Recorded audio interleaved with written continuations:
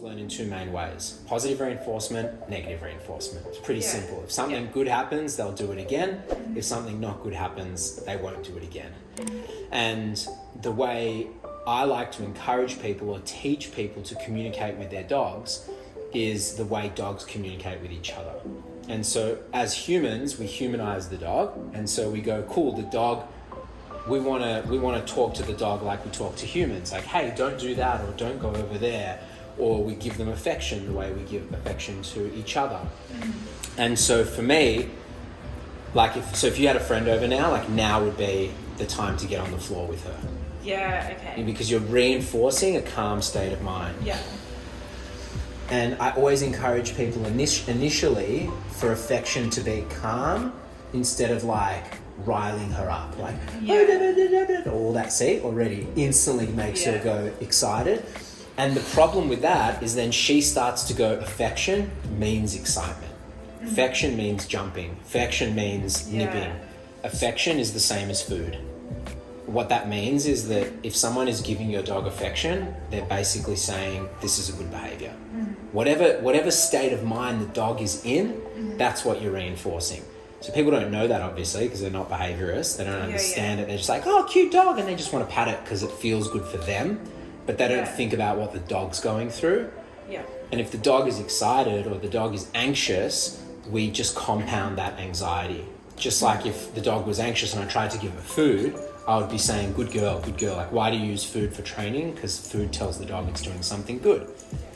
I think she just really likes food, so sometimes I'm like, are you hungry because I don't feed you enough? Or because you just really just like food motivated, which is great. Yeah. And so again, like, you can encourage people that when she is calm, they can give her as much affection as they want. Like, it can be unlimited. You know what I mean? Like, as long as you're reinforcing that calm state of mind. So the way dogs communicate with each other, if you go to the dog park or the beach, they use verbal corrections, which is like, or they bark, which is them letting them know through sound what they do or don't want. Yeah. And then they use physical corrections. And physical corrections can be touch, like I was doing with her before, just moving her away or giving her a little sort of like moment like that, which just interrupts the brain and it mimics the way dogs kind of, you know, go, I don't agree with that, or using the leash in the same sort of way. And the way I like to look at leash corrections is in two ways. So the way it was before, which is just like a pop of the leash. And the misconception that people have is like, you're not pulling. It's not a pulling of the leash, it's just a pop. And that pop interrupts the brain and redirects.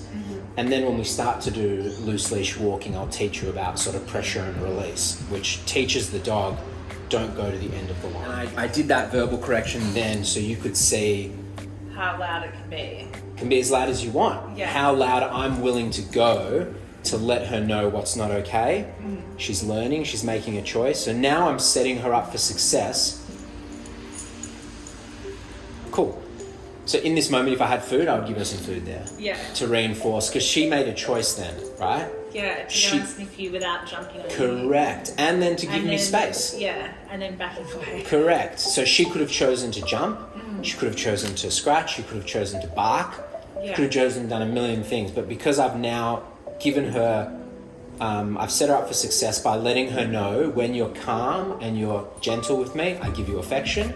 When you're jumping on me, there's a correction. Yeah. So she knows good and bad, and now it's up to her to make good choices. And when she continues to make good choices, they just get compounded and compounded and compounded. So your corrections, and I'm going into corrections because you asked specifically about kind of like what's okay. Yeah. So this bit of chewing on the leash, shh, no. And then you could give her the red thing. Yeah. Yeah. It's your favorite toy. So we want to always make sure when we're dealing with something that's behavioral with a puppy that we give them a redirection. Yeah.